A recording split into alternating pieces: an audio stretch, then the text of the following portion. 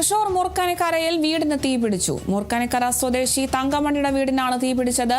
വിറകടുപ്പിൽ നിന്നും തീ പടർന്നാണ് വീടിന് തീപിടിച്ചത്. ഒറ്റയ്ക്ക് താമസിക്കുന്ന തങ്കമണി അപകട സമയത്ത് ക്ഷേത്രത്തിലേക്ക് പോയിരുന്നതിനാൽ ആളപായമുണ്ടായില്ല. തൃശൂരിൽ നിന്ന് ഫയർഫോഴ്സ് എത്തിയാണ് തീ അണച്ചത്. മലക്കോണം സ്വദേശിയായ രമ്യയും 2 മക്കളുമാണ് ഈ വീട്ടിൽ താമസിക്കുന്നത്.